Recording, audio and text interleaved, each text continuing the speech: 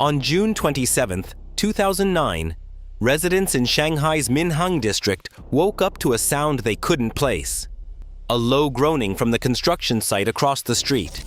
Within 60 seconds, a 13-story apartment tower, structurally complete and almost ready for tenants to move in, leaned, snapped at its base, and toppled sideways onto the ground. The entire building, intact, on its side, like a child's toy knocked over.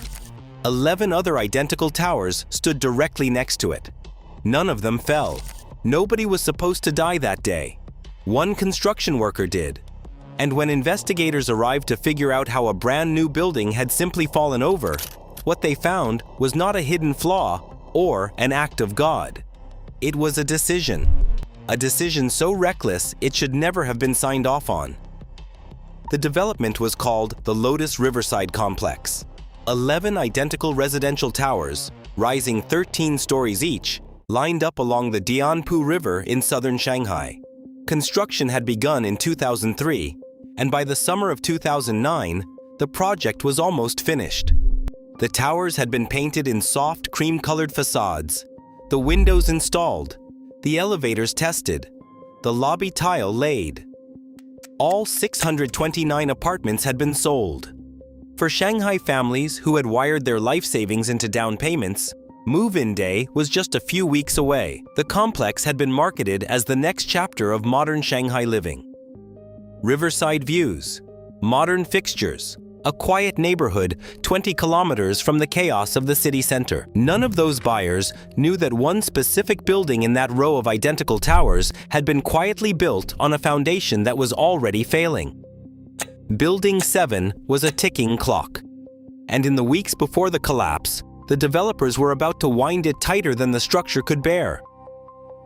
Around 5:30 in the morning on June 27th, a worker on the Lotus Riverside site noticed something strange happening to Building 7. The ground at the base of the tower looked wrong. There were visible cracks opening up in the construction yard, and the building itself appeared to be leaning slightly toward the south. He had time to shout a warning. He did not have time for much else.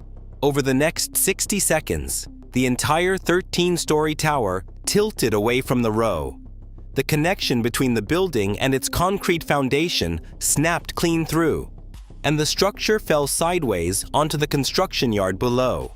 It hit the ground at a nearly horizontal angle. The building stayed almost entirely intact.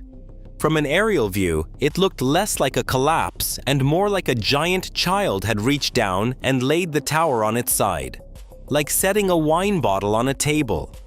The windows were not even all broken. Photographs taken that morning by emergency responders show the building lying parallel to the ground, its rooftop still visible, its concrete frame still holding together in one long horizontal piece.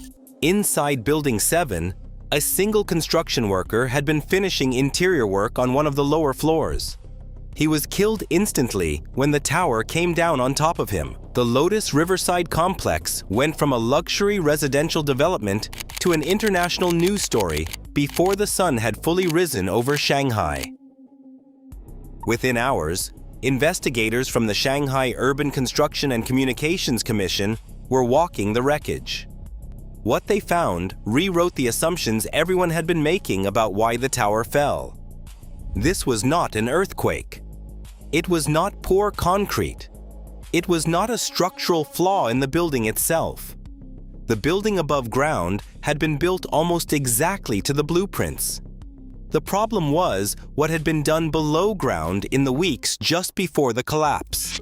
On the south side of Building 7, contractors had excavated a pit roughly 6 meters deep. They were digging out an underground parking garage that would eventually serve the residents of the complex. On the north side of the same building, less than 10 meters away, they had taken all of that excavated dirt and piled it into a massive embankment 10 meters high. So now you had a 13-story building with a deep open pit on one side and a mountain of soil on the other, both pushing on the tower's foundation from opposite directions. The soil mountain pressed downward and sideways toward the pit. The pit had nothing to push back. The result was an enormous horizontal force, what engineers call lateral loading, shoving the entire foundation toward the south. That force kept building, hour by hour, day by day. The piles holding up Building 7 were never designed for that kind of sideways push. Now we get to the engineering. Building 7 was supported by what are called PHC piles, pre-stressed high-strength concrete piles. These are long, hollow concrete tubes driven deep into the ground to act as the building's roots. There are two basic types of pile foundations in the world.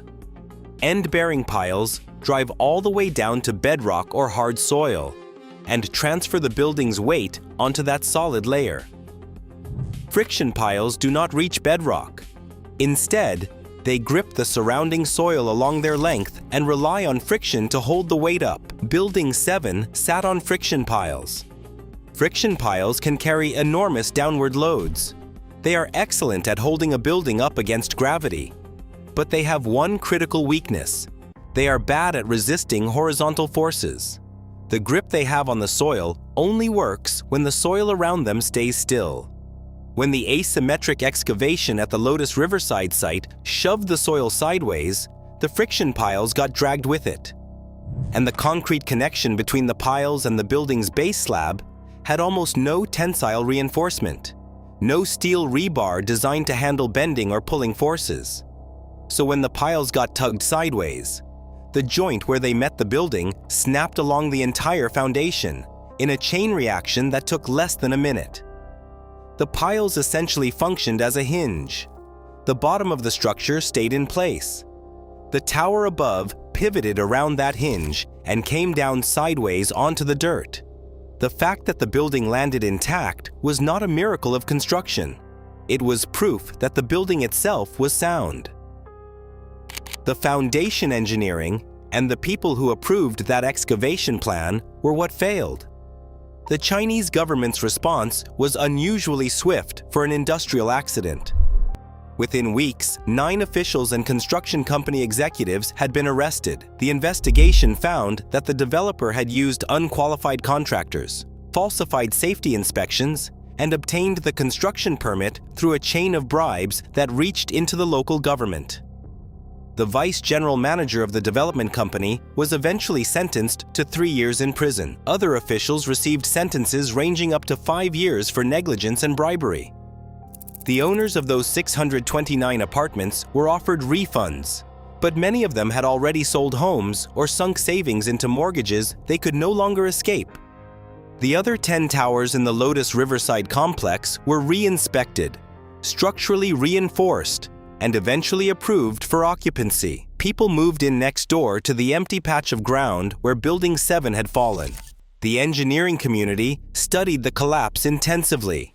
Civil engineering programs from MIT to Tsinghua University now teach the Lotus Riverside collapse as a case study in foundation design and construction site management. The lesson itself is straightforward. You cannot dig a deep pit on one side of a finished building while piling excavated soil 10 meters high on the other side, especially when that building sits on friction piles with insufficient lateral reinforcement. And yet, more than 15 years later, similar construction shortcuts continue to be documented at job sites across China and elsewhere in the world.